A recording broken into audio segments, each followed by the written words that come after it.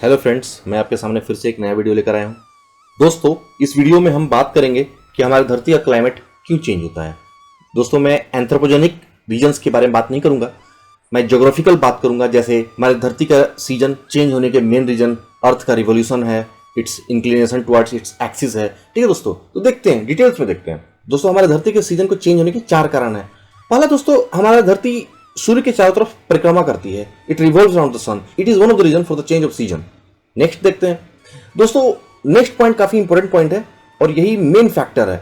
हमारा दोस्तों, हमारा जो धरती है वो अपने एक्सिस पे 66.5 डिग्री झुकी हुई है। यानी हम इसको ऐसा समझते हैं कि हमारा धरती प्लेन ऑफ इक्लिप्टिक के 66.5 डिग्री का एंगल बनाती है, झुकी हुई है।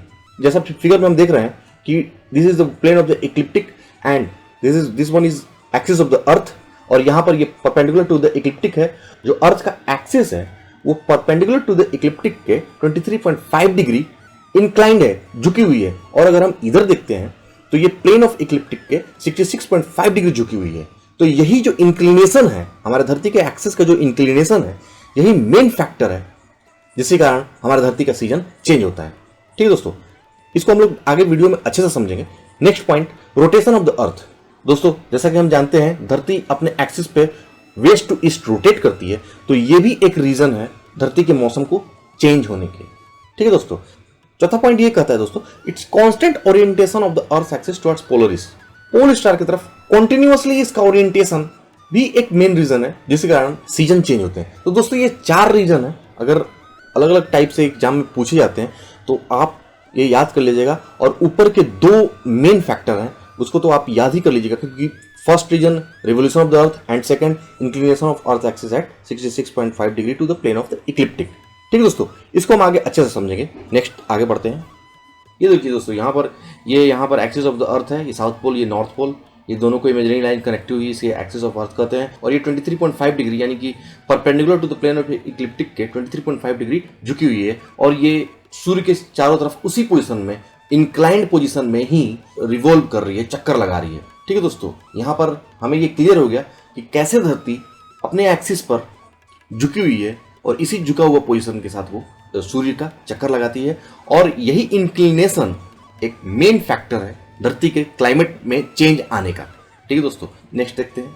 यहाँ देखिए दोस्तों, मैंने इस फिगर में धरती के 4 पोजीशन बनाए हैं जो सूर्य के चारों तरफ जब धरती घूमती है तो ये एक 4 यूनिक पोजीशन लेती है, और यही यूनिक पोजीशन क्लाइमेट चेंज होने का मेन रीजन है। तो दोस्तों, यहाँ पर जो 4 यूनिक पोजीशन जो हैं, इनमें 2 सोलस्टाइस हैं, समर सोलस्टाइस, विंटर सोलस्टाइस, और 2 पोजीशन जो इक्विनॉक्स है।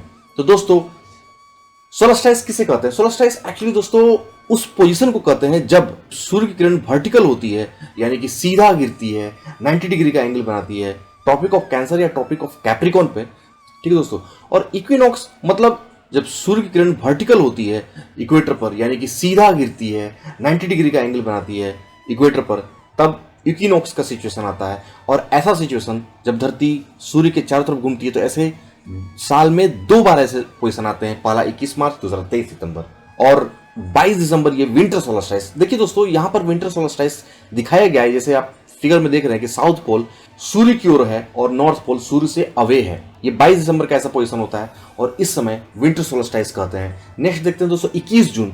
यहाँ इस 21 जून के पोजीशन को हम समर सोलस्टाइस कहते हैं, और इस पोजीशन पर जो धरती का नॉर्थ पोल है ये सूर्य की ओर झुका हुआ रहता है और साउथ पोल सूर्य से दूर जाता है। दोस्तों, जैसा हम याद करते हैं कि 21 जून हमारा इंटरनेशनल योगा डे भी है, तो इंटरनेशनल योगा डे इसी 21 जून को रखा गया क्योंकि 21 जून को समर सोलस्टाइस का पोजीशन होता है। ठीक है दोस्तों, यहाँ पर इस फिगर से हमें समझ में आ गया कि जब धरती सूर्य के चारों तरफ घूमती है तो 4 यूनिक पोजीशन आता है धरती का, और यही 4 यूनिक पोजीशन क्लाइमेट चेंज का मेन रीजन है। ठीक है दोस्तों, नेक्स्ट देखते हैं। ये देखिए, पहला फिगर क्या बताता है? Summer solstice. समर सोलस्टाइस जो हमारा 23.5 डिग्री है ट्रॉपिक ऑफ कैंसर, इस पर सूर्य की किरण वर्टिकल है। ठीक है दोस्तों, यहाँ देखिए इक्वेटर 0 डिग्री, यहाँ पर सूर्य की किरण थोड़ी सी इंक्लाइंड है, पता नहीं चल रहा है इस फिगर में, इस रे से पता नहीं चल रहा है, लेकिन जो छोटा सा जो ये रे है वर्टिकल वाला है, और बाकी जो है ये वर्टिकल नहीं है, ये थोड़े से इंक्लाइंड है। तो जैसा हम देख रहे हैं कि summer solstice Tropic of Cancer जो हमने जाना कि 21 जून को ट्रॉपिक ऑफ कैंसर पर सूर्य की किरण वर्टिकल होती है, इट मेक्स 90 डिग्री एंगल, और इस समय समर सोलस्टाइस का सिचुएशन होता है। नेक्स्ट फिगर में देखते हैं दोस्तों विंटर सोलस्टाइस। यहाँ देखते हैं दोस्तों ट्रॉपिक ऑफ कैप्रिकॉर्न। यहाँ पर इस दिन 21 दिसंबर को ये एक ऐसा पोजीशन आता है जहाँ पर ट्रॉपिक ऑफ कैप्रिकॉर्न पर सूर्य की किरण वर्टिकल होती है, 90 डिग्री का एंगल बनाती है। उस समय साउदर्न हेमस्फीयर में गर्मी का सीजन होता है और नॉर्दर्न हेमस्फीयर में सर्दी का सीजन होता है। इसको आगे समझेंगे दोस्तों। नेक्स्ट देखते हैं इक्विनॉक्स। इक्विनॉक्स एक ऐसा पोजीशन है दोस्तों जब सूर्य की किरण वर्टिकल इक्वेटर पे गिरती है, तो नॉर्दर्न हेमस्फीयर और साउदर्न हेमस्फीयर का दोनों का दिन और रात का जो टाइम है वो दोनों इक्वल होता है, दैट इज 12 आवर्स।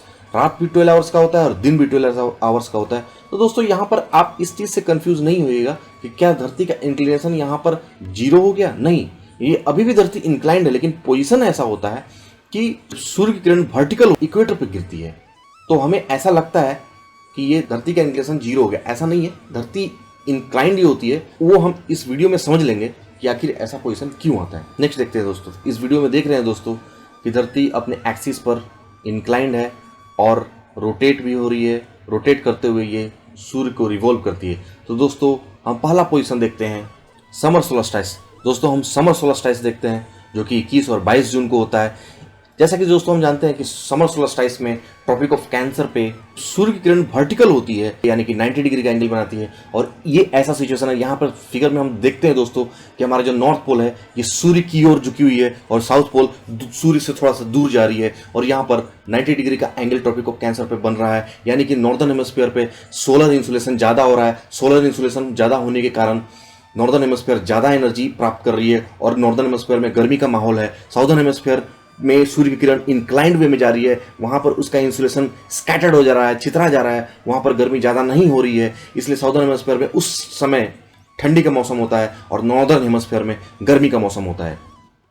ठीक है दोस्तों, यहाँ पर इसके कारण हम देख रहे हैं जैसा नॉर्थ पोल पे 24 घंटे का डे लाइट होता है। जो सर्किल ऑफ इल्यूमिनेशन है वो ऐसा क्रॉस की हुई है कि नॉर्थ पोल में 24 घंटे का डे लाइट होती है और साउथ पोल में 24 घंटे का डार्कनेस होता है। और ये लगभग 6 महीने ऐसे चलता रहता है। और हम जैसा ऊपर देखते हैं इक्वेटर, यहाँ पर 12 घंटे का दिन और 12 घंटे का रात होता है। ट्रॉपिक ऑफ कैंसर में देखते हैं 13 और 27 मिनट का यहाँ पर डे लाइट होता है, यानी कि यहाँ पर दिन बड़ा होता है और रात छोटी होती है। वहीं पर हम ट्रॉपिक ऑफ कैप्रिकॉर्न में देखते हैं तो 10 घंटे 33 मिनट का दिन होता है, यानी दिन छोटा होता है और रात बड़ी होती है। तो दोस्तों ये पोजीशन ऐसा बनता है कि इंसुलेशन दोनों हेमिस्फीयर में अलग अलग प्राप्त होता है, जिसके कारण अलग अलग जगहों पर दिन और रात के अलग अलग समय होते हैं। नेक्स्ट देखते हैं दोस्तों। नेक्स्ट पोजीशन आता है दोस्तों ऑटम इक्विनॉक्स, जो 22 और 23 सितंबर को आता है। दोस्तों इस समय भी जैसा हम जानते हैं इक्विनॉक्स के टाइम सूर्य की जो रेज हैं, जो सूर्य की किरणें हैं, वो इक्वेटर पर वर्टिकल फॉल होती है, 90 डिग्री का एंगल बनाती है। तो इस समय भी दिन और रात दोनों हेमिस्फीयर पे, नॉर्दर्न एंड साउदर्न हेमिस्फीयर दोनों इक्वल होते हैं। 12-12 घंटे का होता है और धरती के सभी part equal day and night, यानी 12 घंटे का डे होता है और 12 घंटे का नाइट होता है। तो ये दोस्तों इक्विनॉक्स हमने देख लिया। जैसा हमने देखा कि इक्विनॉक्स साल में 2 बार आते हैं, 21 March and second one is 22 सितंबर। नेक्स्ट पोजीशन दोस्तों विंटर सोलस्टाइस 21 और 22 दिसंबर को जो होता है, उस समय दोस्तों हम जैसा जान रहे हैं कि ट्रॉपिक ऑफ कैप्रिकॉर्न पे सूर्य की किरण वर्टिकल फॉल होती है, यानी कि 90 डिग्री का कोण बनाती है और इस समय साउदर्न हेमिस्फीयर पे ज़्यादा गर्मी प्राप्त होती है। इंसुलेशन, सूर्य की जो इंसुलेशन होती है वो ज़्यादा साउदर्न हेमिस्फीयर में गेन होता है और नॉर्दर्न हेमिस्फीयर पे सूर्य की किरण इंक्लाइंड ज़्यादा होती है, जिसके कारण नॉर्दर्न हेमिस्फीयर में सोलर इंसुलेशन कम होता है और वहाँ पर सूर्य की गर्मी कम पहुँचती है। इस वीडियो में हम देख रहे हैं जैसा कि सूर्य की किरण 90 डिग्री का एंगल बना रही है ट्रॉपिक ऑफ कैप्रिकॉर्न पे, 66.5 डिग्री इक्वेटर पर, 46.5 degree Antarctic circle and 23.5 degree southern pole, और 0 डिग्री बन रही है यहाँ पर आर्कटिक सर्किल पे। 0 डिग्री का इंक्लिनेशन हो रहा है, यानी कि हमारा नॉर्थ पोल टोटली डार्क है और साउथ पोल टोटली वहाँ पर सूर्य उगा हुआ है। दोस्तों ये पोजीशन जो हम विंटर सोल्स्टिस 21 दिसंबर, हम जानते हैं 21 दिसंबर हमारे इंडिया में ठंडी के टाइम होता है, लेकिन दोस्तों वहीं ऑस्ट्रेलिया में, साउदर्न हेमिस्फीयर ऑस्ट्रेलिया में गर्मी का टाइम होता है, क्योंकि वहाँ पर सूर्य की किरण ट्रॉपिक ऑफ कैप्रिकॉर्न पर 90 डिग्री का एंगल बनाती है और सोलर इंसोलेशन ज़्यादा होने के कारण साउदर्न हेमिस्फीयर ज़्यादा गर्मी प्राप्त करती है और उस समय साउदर्न हेमिस्फीयर में समर सीजन होता है। तो दोस्तों जैसा हमने देखा, अर्थ के इंक्लिनेशन के कारण जब ये रिवॉल्व करती है सूर्य के चारों तरफ, तो इसके 4 यूनिक पोजीशन बनते हैं और उस यूनिक पोजीशन के कारण सूर्य की किरण जो होती है वो कभी वर्टिकल कभी इंक्लाइंड होती है और इसी सूर्य की किरण की इंक्लिनेशन के कारण धरती का सीजन चेंज होता है और दोनों हेमिस्फीयर में अलग अलग समय पर अलग अलग सन के सोलर इंसुलेशन होता है, जिसके कारण कभी ठंडी कभी गर्मी और कभी प्लीजेंट मौसम होता है। ठीक है दोस्तों, तो हमने क्या देखा कि there are 4 main factors which are responsible for the change of season. First, revolution of the earth. Second, inclination of earth axis to the plane of ecliptic. Third, rotation of the earth. And fourth, constant orientation of the earth axis towards the Polaris. दोस्तों ये काफ़ी अच्छा point है और काफ़ी interesting video है। दोस्तों अगर ये वीडियो अच्छा लगे तो आप लाइक और मेरे चैनल को सब्सक्राइब जरूर करें और अपने दोस्तों को भी शेयर करें और उनके साथ डिस्कस करें। और अगर कुछ सजेशन हो या फिर कुछ डाउट हो तो आप मुझे कमेंट के द्वारा जरूर बताएं। थैंक्स दोस्तों।